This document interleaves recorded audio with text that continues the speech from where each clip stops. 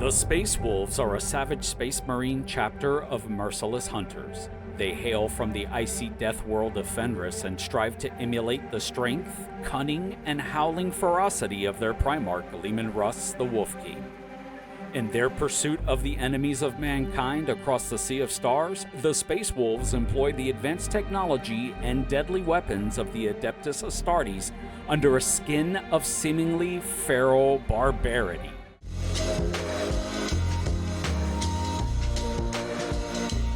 What's going on, guys? Welcome back to the Miniatures Tavern. My name is Watts, and man, it has been crazy, but we are back with a new video. Today we are tackling the Combat Patrol Space Wolves. So let's go ahead and jump in.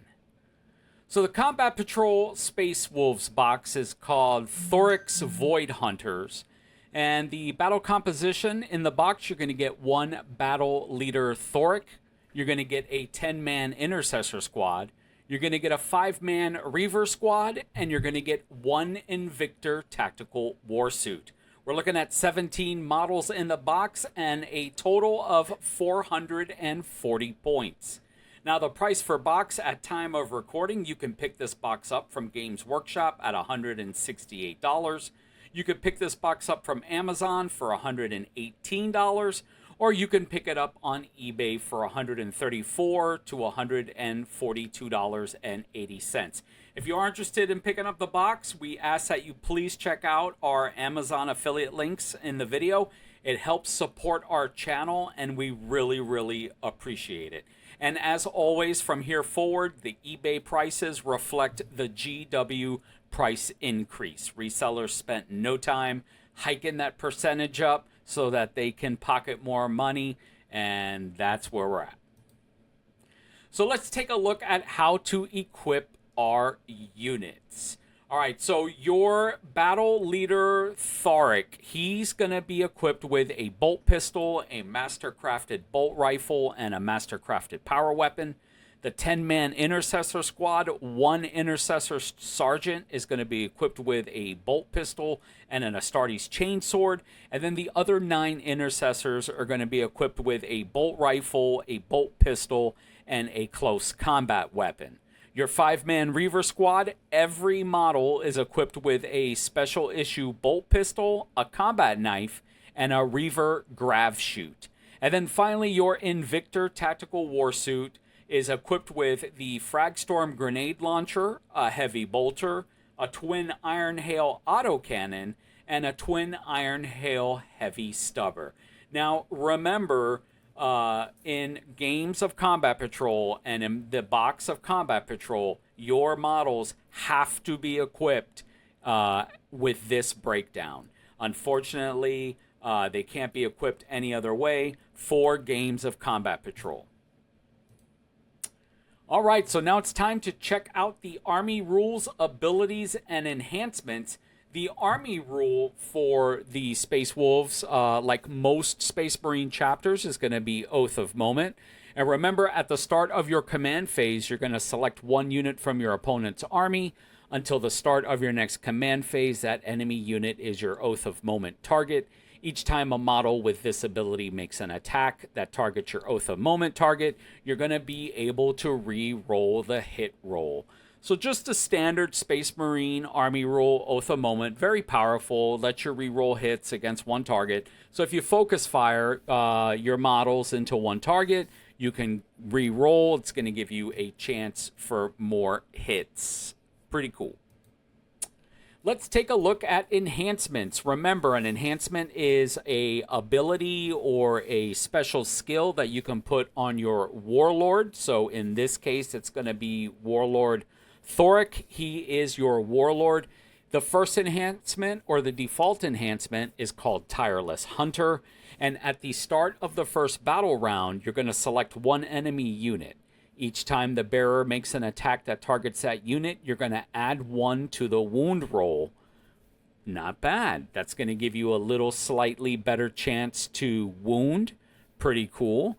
Or the optional enhancement you can give your Warlord is Ferocious. You can target the bearer's unit with the Heroic Intervention stratagem for 0 CP, and can do so even if you have already used that stratagem on a different unit in this phase.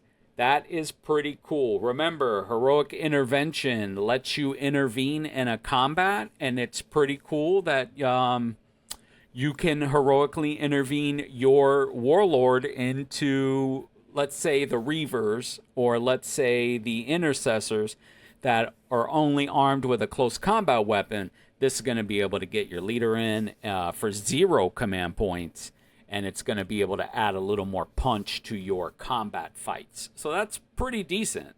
Pretty decent. Personally, I'm looking at the Tireless Hunter so I can add one to the wound rolls, because a lot of times, especially in other combat patrols, you're dealing with, well, you get the Invictor Warsuit, but there's other combat patrols that have like not intercessors, but impulsors, and some heavy damage weapons, some dreadnoughts and stuff like that. So having the ability to be able to punch through and add one to your wound roll is pretty powerful, in my opinion. Next up, we're going to take a look at secondary objectives. Your default secondary objective is called Mighty Saga. At the start of the first battle round, you're going to select one enemy character, monster, or vehicle model. At the end of the battle, you score 8 victory points if that enemy model is destroyed. If that enemy unit was destroyed by your battle leader model, which is your warlord, you're going to score 12 victory points instead. That's pretty nice, and that works really well with the enhancement, the second enhancement, where you can get that Heroic Intervention for 0 CP. So that's some good synergy right there. Or you could take the secondary objective, which is Reaving Conquerors. At the end of your opponent's turn, you score 3 VP if you control at least one objective marker in No Man's Land, and you control at least as many objective markers in No Man's Land as your opponent does. This is going to be every turn, so if you hold the objective marker, one objective marker, and more objective markers than your opponent in No Man's Land, you're going to score 3 VP per turn, where it looks like the first secondary objective is only once. Okay, so you have an option of scoring 1 time per game, or you have an option of scoring every turn. So you're going to have to choose, but it's cool to see that you get a couple different options on how you want to play. Let's go ahead and take a look at the stratagems. Now, remember, stratagems are just little blips of like a special ability. It's an ability that you can use to hopefully turn the tide of the game, depending on which one you take. It costs a command point, so be aware of that. But let's go ahead and take a look at what we have. Every combat patrol gets 3 stratagems. Let's take a look at the stratagems for the Space Wolves. The first one is a Warrior's Death, and this is going to happen during the fight phase, just after an enemy unit has selected its targets. Until the end of the phase, each time a model in your unit is destroyed, if that model has not fought this phase, roll 1d6 or 1 dice. On a 4-up, do not remove the destroyed model from play. It can fight after the attacking model's unit has finished making its attack, and then it's removed from play. So the fight on death. A Warrior's Death is fight on death. Really good stratagem. It costs 1 command point, and you're going to be able to attack back before you remove your models. So that's pretty strong. Next stratagem is Keen Senses. This is going to go off in your shooting phase, and the effect is until the end of the phase, ranged weapons equipped by models in your unit have the Ignores Cover ability, and each time a model in your unit makes an attack that targets a character unit, you can re-roll a hit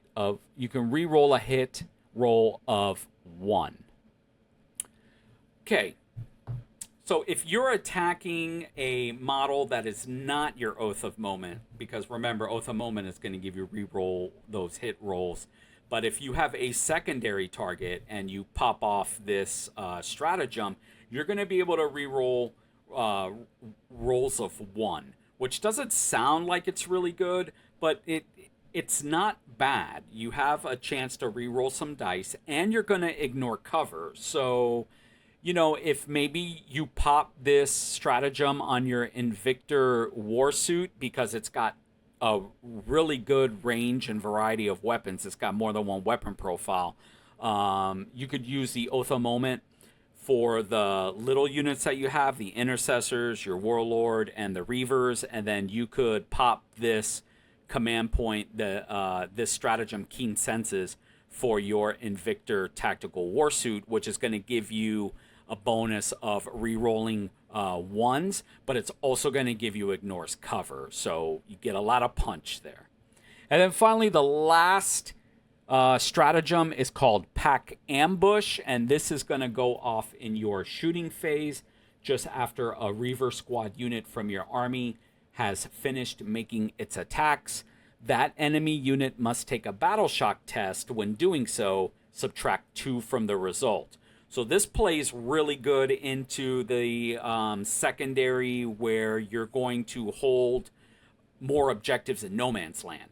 So pretty neat. I like this. It gives you tools and it gives you strategies and options that work well together to be able to play a diverse combat patrol game, right? So you're not stuck playing one specific style. You really have abilities that complement each other for 2 different play styles, which I really like because you get so much more out of that, out of your box in the future when you can really switch up your play style and add variety and flavor to your battles. That's really cool. I like that. So let's go ahead and jump into the Combat Patrol data sheets. First up, we have the Intercessor Squad. They move 6 inches. Their toughness is 4. Their save is a 3-up. They have 2 wounds. Their leadership is 6. And their objective control score is 2. They have a bolt pistol that has the pistol keyword, which means you'll be able to fire that when you're in combat in the shooting phase. Has a 12-inch range, 1 attack, hits on 3s, strength 4, AP 0, damage 1. And then you have the bolt rifle, which has the assault and heavy keyword. Kind of a double-edged sword, right? With assault, you can advance and shoot, but if you stay put with heavy, you get +1 to the ballistic skill. So let's walk through it. It's got a 24-inch range. It's got 2 attacks. If you advance and shoot, you're going to hit on 3s. If you stand still and shoot, you're going to hit on 2s. Strength 4, AP -1, 1 damage. Melee weapons, you have the Astartes Chainsword. Your sergeant is the only one equipped with that, unfortunately, for combat patrol. Get 5 attacks, hits on 3s, strength 4, AP -1, damage 1.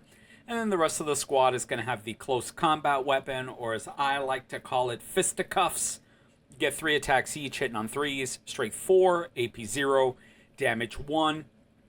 And they have a special ability called Patrol Squads. Now remember, you get a 10-man squad, but at the start of the Declare Battle Formation step, before any units have been set up, this unit can be split into 2 units, each containing 5 models.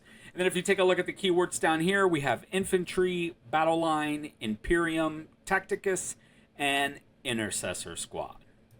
Next up, we have the Reaver Squad. Now, I am a fan of Reaver models. I think they look really cool, and I really enjoy the way they play. I take some every now and then when I play 40K, my Space Marines.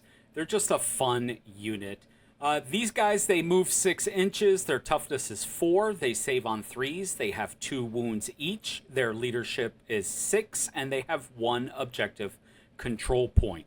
Ranged weapons, you get a special issue bolt pistol, and this has the pistol keyword, which means you're going to be able to shoot in your shooting phase while this unit is in combat. But it also has precision, which means that you're going to be able to dictate who takes the damage in your opponent's unit. Well, you can definitely single out high-profile targets or leaders. So this is very good. They have a 12-inch range, 1 attack each.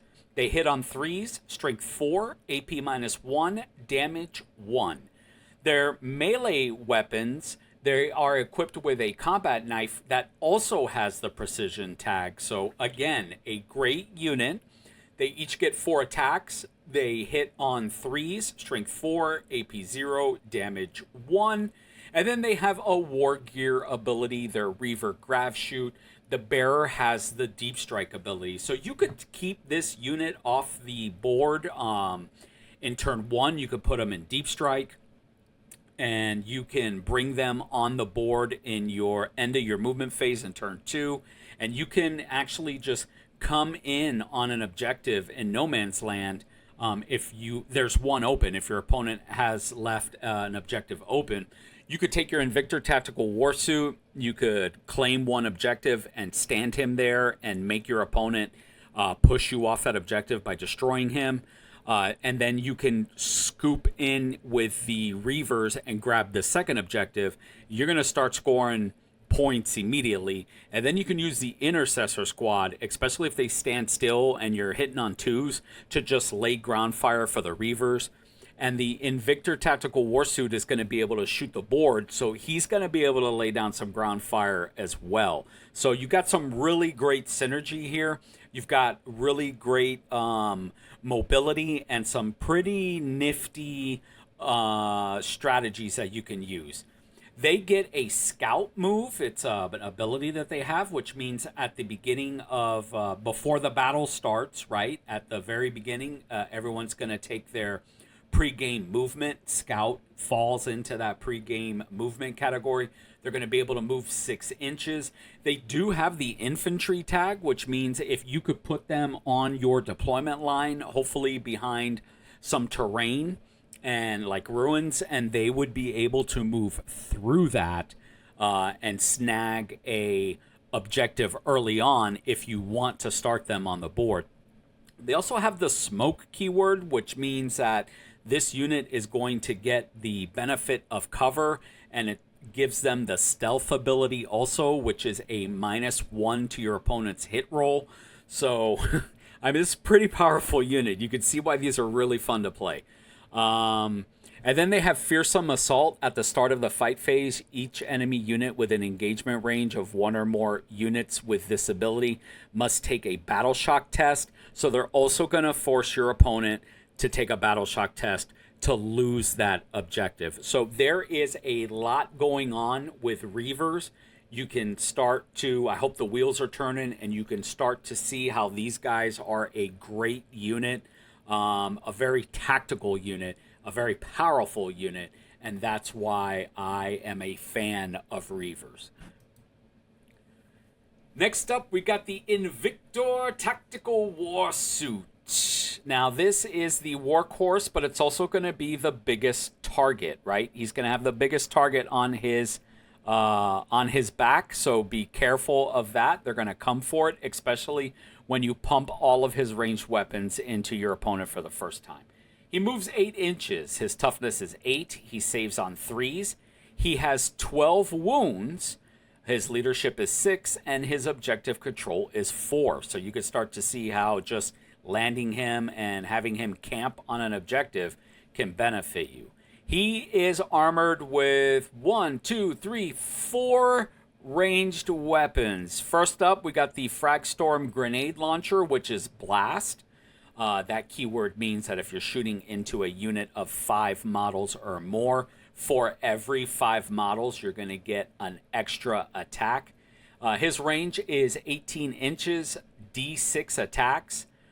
He's hitting on 3s, strength 4, AP 0, damage 1. The Heavy Bolter is sustained hits 1, so that means every 6 you roll, you're going to pick up an extra hit. That range is 36 inches, 3 attacks, hitting on 3s, strength 5, AP -1, damage 2. Very nice. The Twin Iron Hail Autocannon is twin-linked, which means you're going to re-roll wound rolls. This range is 48 inches, 3 attacks, hitting on 3s, strength 9, AP -1, damage 3.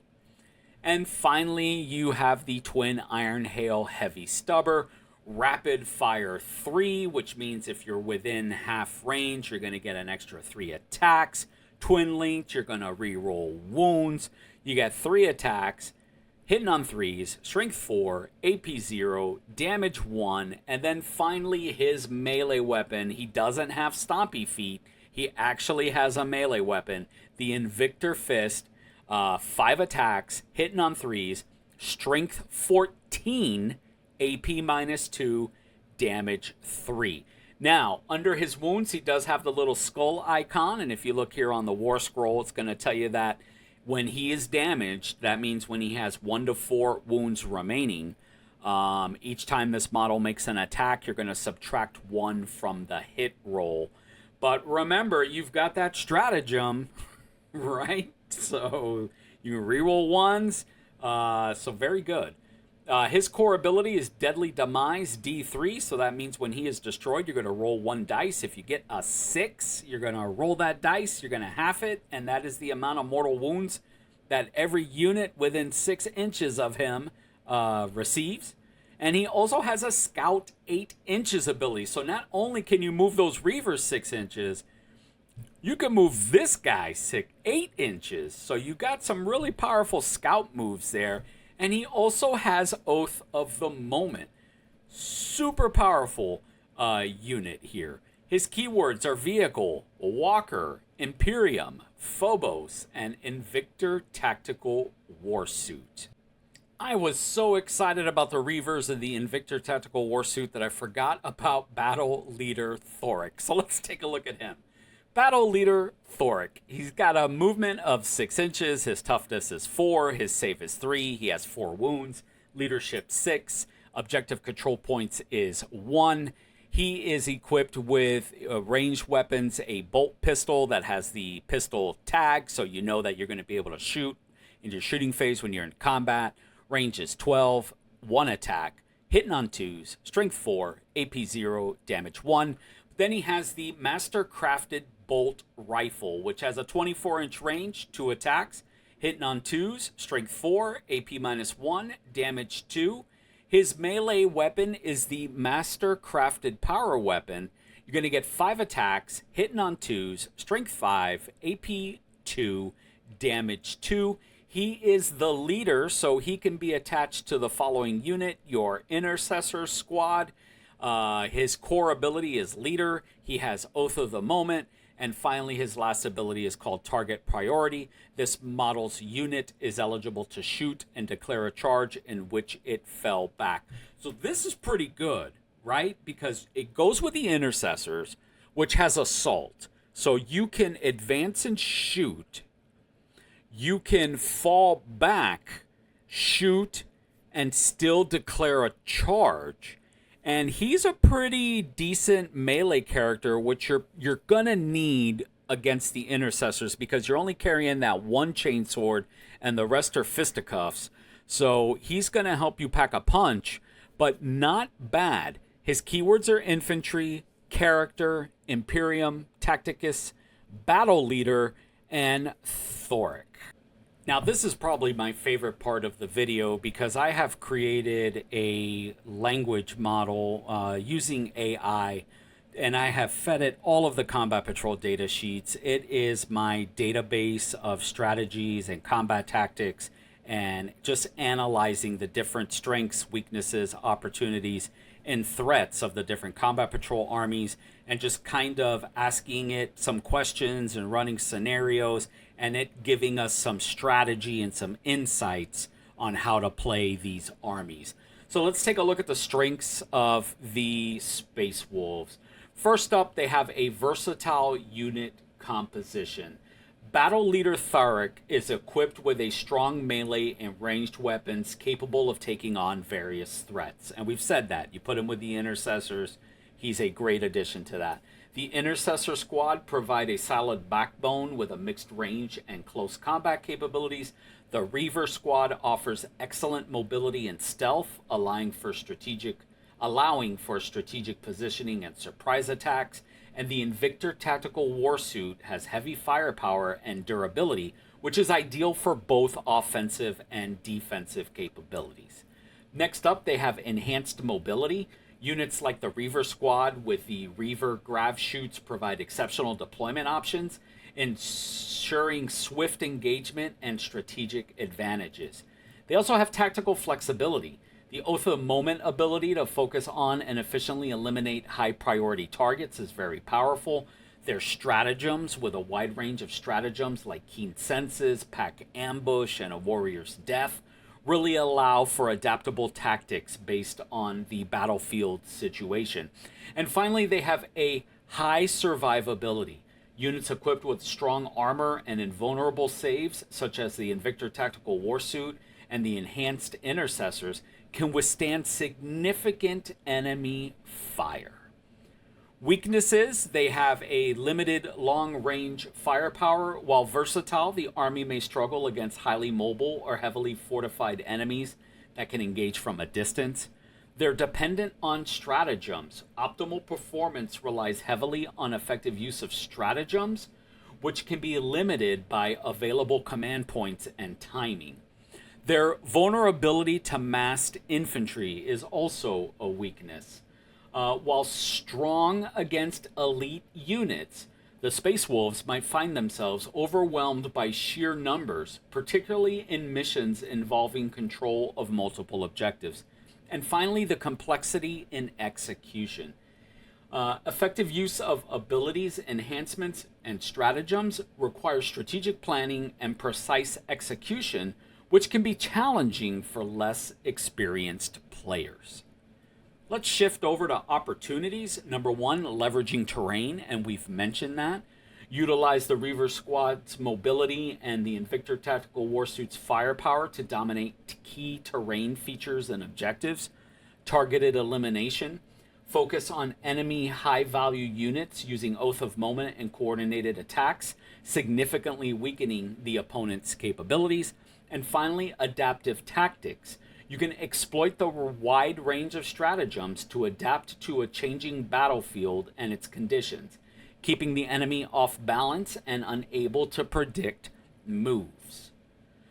Threats: we have heavy anti-armor. Opponents equipped with strong anti-armor capabilities can neutralize the Invictor Tactical Warsuit, and other heavily armored units quickly. High mobility enemies. Armies with superior mobility can outmaneuver and isolate Space Wolves units, leading to piecemeal engagements and reduced effectiveness. Psychic warfare is also a threat.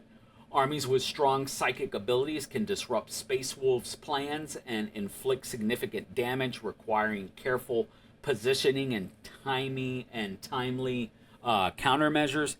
And finally, resource management. Effective use of command points is crucial. Management can lead to missed opportunities and reduced combat effectiveness. In closing, the Space Wolves offer a versatile and robust force in combat patrol, capable of adapting to various battlefield scenarios. Success hinges on leveraging their strengths in mobility, tactical flexibility, and survivability, while mitigating weakness through strategic planning and effective use of stratagems. Staying aware of the evolving meta and continuously refining tactics will ensure the Space Wolves remain a formidable presence in any combat patrol game. And there you go, guys. Combat Patrol Space Wolves.